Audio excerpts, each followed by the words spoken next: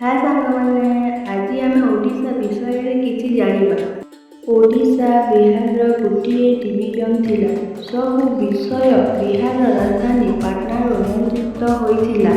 1936 ମସିହାରେ ଓଡ଼ିଶା ସ୍ୱତନ୍ତ୍ର ପ୍ରଦେଶ ହେଲା।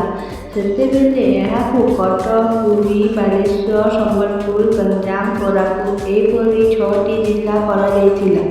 ଗଞ୍ଜାମ, କୋରାପୁଟକୁ ମାଡ୍ରାସ ପ୍ରଦେଶରୁ ଆଣି ଓଡ଼ିଶାରେ ସାମିଲ କରାଗଲା।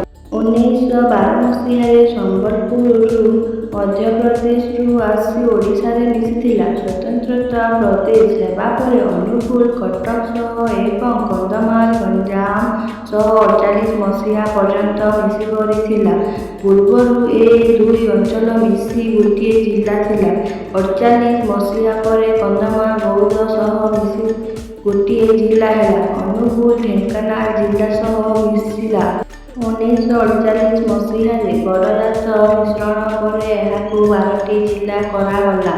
ମୟୂରଭଞ୍ଜ 49 ମସିହାରେ ମିଶି ସ୍ୱତନ୍ତ୍ର ଜିଲ୍ଲା ହୋଇ 13 ଜିଲ୍ଲା ହେଲା। ଏବେ ଓଡ଼ିଶାରେ 30ଟି ଜିଲ୍ଲା ବିଜୁ ପଟ୍ଟନାୟକଙ୍କ ମୁଖ୍ୟମନ୍ତ୍ରୀତ୍ୱ ସମୟରେ କରାଯାଇଛି।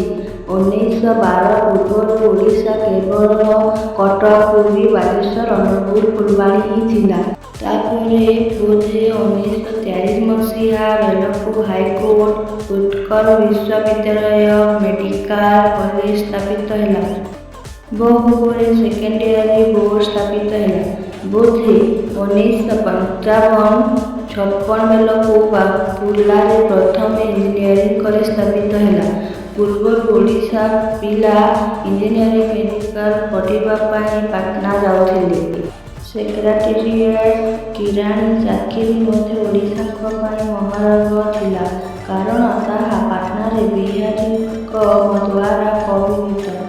ପୂର୍ବରୁ କିଛି ଆମ ହଷ୍ଟେଲ ମାସକ ଦେଇଥିଲା 6 ଟଙ୍କା 14 ଅଣା। ଏ ଅଣା କଥା ଅଧିକାଂଶ ଏବେ ବୁଝିପାରିବେ ନାହିଁ। ତେଣୁ ସେ ସମୟରେ ପରିଚାଳିତ ଟଙ୍କା ଅଣା ହିସାବ ବିଷୟରେ ଟିକେ ସୂଚନା ଦେବା ଦରକାର। ଟଙ୍କା ଅଣା ହିସାବ ନିମ୍ନ ପ୍ରକାର ଥିଲା। 1 ଟଙ୍କା 16 ଅଣା 64 ପଇସା, 128 ଅଧଲା 192 ପାହୁଲା।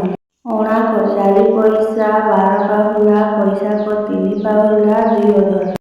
ଭିଡ଼ିଓକୁ ପ୍ରଥମରୁ ଶେଷ ପର୍ଯ୍ୟନ୍ତ ଦେଖିଥିବାରୁ ଧନ୍ୟବାଦ।